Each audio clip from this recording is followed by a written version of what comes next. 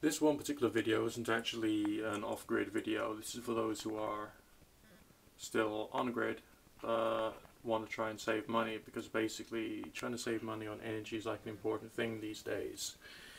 This is a tip. This is a digital electronic thermometer which has an outdoor temperature readout currently at 1.5 degrees Celsius and an indoor temperature readout currently at 18.6 degrees Celsius, and of course there's relative humidity there as well. Now it's a little switch at the back, so for those of you who think in Fahrenheit, that's the temperatures I've got right now. Outdoor 34.7 degrees, indoor 65.5 degrees Fahrenheit. Now, strangely enough, the cheapest form of on-grid power that we can use is the mains gas. But essentially, if you're changing the temperature inside dramatically, let's say from 5 degrees up to 18 degrees, your gas has to be on all the time, and it's got to heat up not only the air in the property but also the things in the property as well.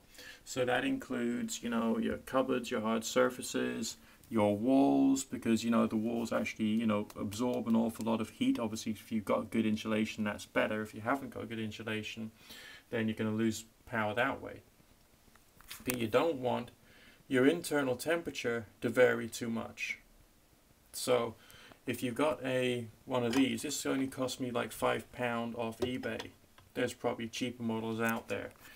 You're more likely to be able to save power because you get a more accurate readout as to what the temperature actually is. The actual mains thermostat does not seem to be too sensitive. Okay?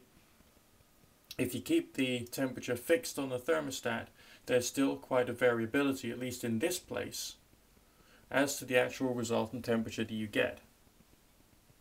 So why that would be, I don't know.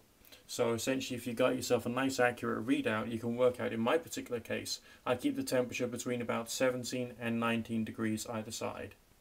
And so I look at this very good display on quite a regular basis to make sure I'm basically, in the range. So not obsessively. I don't turn this into sort of like I've got to be staring at the temperature all the time.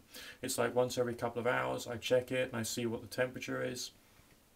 And I also think about how I'm feeling, because your own internal workings will tell you whether you're feeling warm or whether you're feeling cold, but that can be based upon your health, your diet, and all kinds of other things. So that gives you a much better understanding as to whether you should be putting on an extra layer, or maybe hat and gloves or something, or turning the heating up. Alright? Because I shouldn't actually need the temperature too high.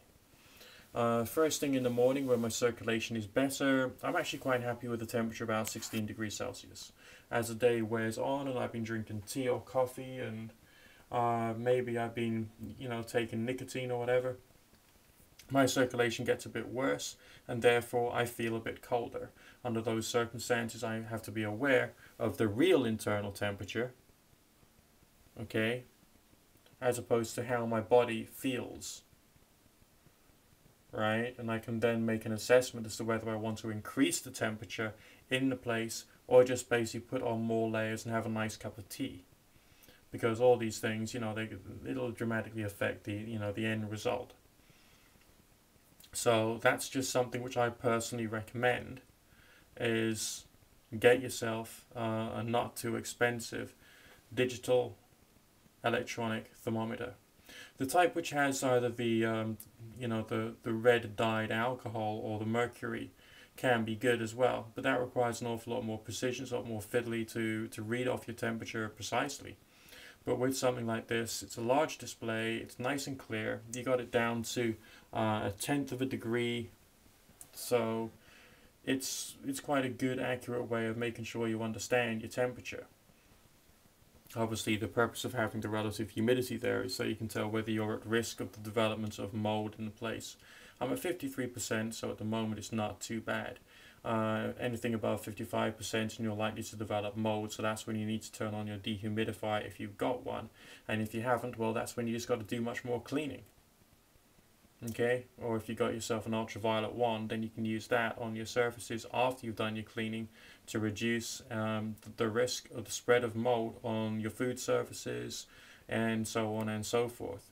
So that's just a bit of an energy saving stroke hygiene tip for you today.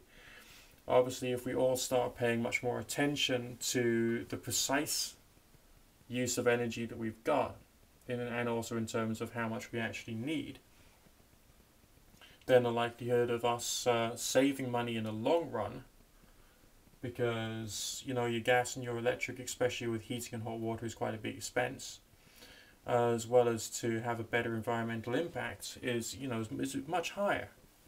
So these are things just to think about if you're trying to deal with the issue of keeping warm during the winter.